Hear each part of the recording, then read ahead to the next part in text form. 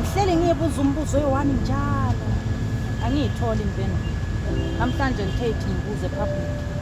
Uyakhumbula ukuthi mina nawe sisakhula abazali bethu bebebambene kanjani?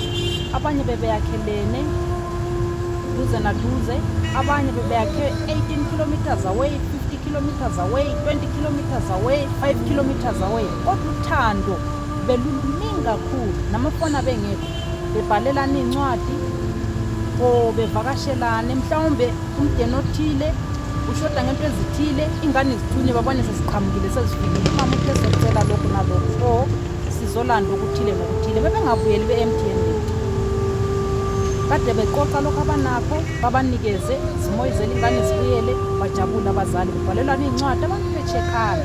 But this time around, in this generation esesiphila kuyona, angazi kwakhala nini. Abantu bakhule bonke, bafunde bonke, sokune-division emndenini, akusakhulunyiswanwa. I-technology, but I think i-technology is there to make ubudlelwano bube mnandi more, because ungafona nge-video call, nge-voice call, ukhulume ku-WhatsApp and stuff. Uthando ngaso luluningi kakhulu ngoba sokunendlela elula yokwenza impilo ibe lula. But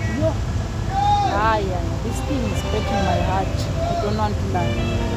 Enmity is too much.